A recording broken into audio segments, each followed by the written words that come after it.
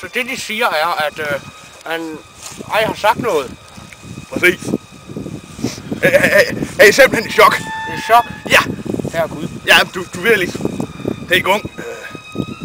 Jørgen. Ja, det ved du selvfølgelig igen. Nej. Jørgen, han i traktor. Den bare faldt. Nu ned i grøft. Jeg er i chok. Det var det samme, eller hvad? Han opfører sig fuldt på samme måde, du. Hvad er der foregået, siden han er i chok? Ved I det? Jeg ved igen. Sådan rigtigt. Nogen formodning? Ja, men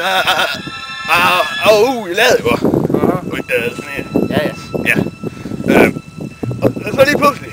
Og sådan stuelys. Jeg ude for ladvinduet. Lys? Stuelys. Hele himlen var lys op. Ja. Ja, herude. Det har jeg aldrig set før. Nej. Det var sådan. Ja. Det var sådan rød. Rødt? Ja, rød. Og det rødt. Det er noget, jeg skulle med. Vil de ikke føre mig over til ham? Jo, så skal vi over på nabogården.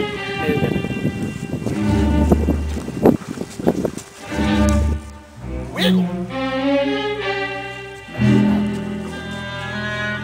Ved Ellen godt, hvor du er? Vi går for helvede. Hey! Nu se! Jeg forstår ingenting. Han er helt væk.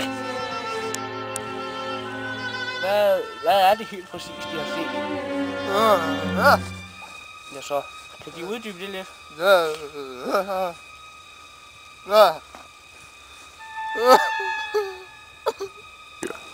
Jamen, det er jo fuldstændig ligesom Jørgen. Der fortalte lige før, jeg dræbte. Ja. Grøft. Ja. Fuldstændig sort. Traumatisk stresssyndrom. Ja. Det er meget normalt, når man oplever stærkt chokerende begivenheder. Der må med andre ord være noget, som har skræmt ham inde i skoven. Men de så hvilken retning lyset kom fra. Men jeg var inde, jeg lavede jo over vinduet. Det var bare hele himmel. Hele himmel? Ja, men du ikke. Bare snart lidt med det var noget med, noget med en strip. Ja. Jeg var inde og jeg ved kun, der er en rev over, der var død. Jeg må nok skuffe dem og sige, at det er ikke en rev, der har skræmt ham. Det var da godt, så kan det da lidt. Ja, han har sgu flere rev. Næh, nu skal I høre. Jeg er overbevist om, hvad vi har med at gøre her, en såkaldt meteorit. Det er et fragment oppe fra verdensrummet, som falder ned gennem atmosfæren. Ja, men det har jeg hørt om før. Ja. Den er verdensrummet styrer ned her i området, og jeg vil gå ud fra, uden at vide det, at deres ven er blevet skræmt af klippet. Men på den anden side, så udviser han ikke de normale tegn på lysblindhed, man kunne forvente, så frem han var i nærheden af en stor blind. Vi må undersøge det. Vi må gå ind i skoven. Ja, det er jo ikke. Hey, følg med.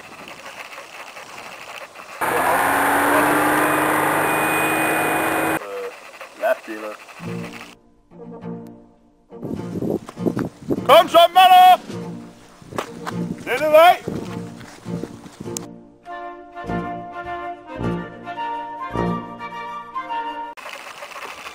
Hør! Hvad foregår der her? Professor Smith. Olli.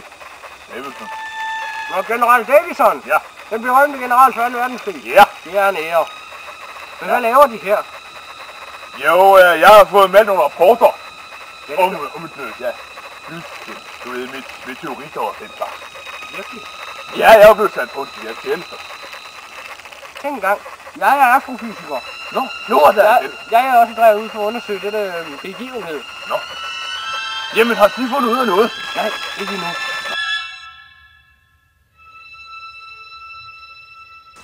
Sig mig, hvorfor har de bragt så mange soldater med dem? De skal ikke udkæmpe nogen krig. De kan meget vel være et fjendtligt fartøj. For rummet. For rummet? Ja, er de galt? Ja. Jeg har ikke tid til mere af dit videnskabelige pjat. Videre!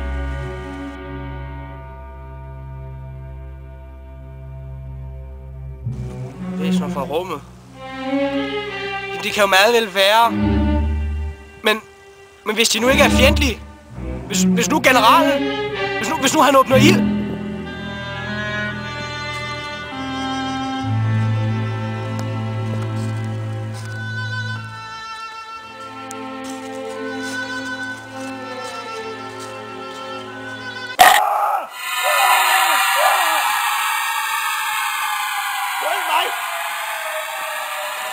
Herre Jemini! Hvad er det? Det er soldats lig. Kan I ikke se det? Jo, det kan jeg da. Men hvad har... Tror de... Fra det ydre rum? Jeg sagde! Mander! Kom for fanden, når jeg kalder! Ja! Ja, du skal ikke løbe den vej, idiot! Jo, så kommer det tunge skyts. Jamen, jeg råber sgu da kom! Jamen... Tak. Nu skal I fremme en tunge skyts!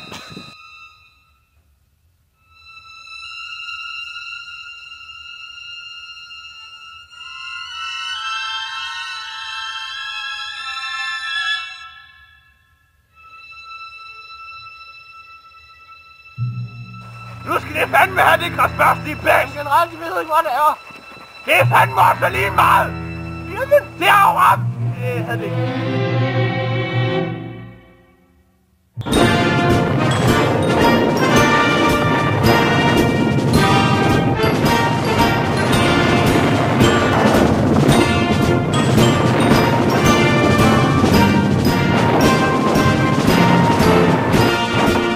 Hør generelt, de har en vagtbåd.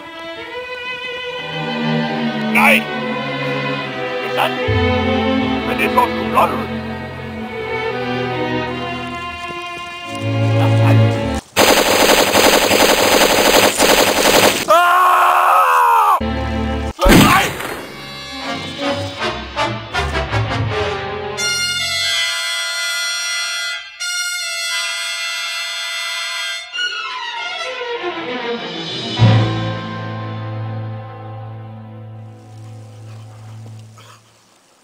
Hvad fanden?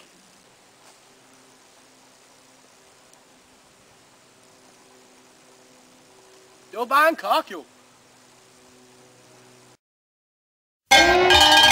Get out.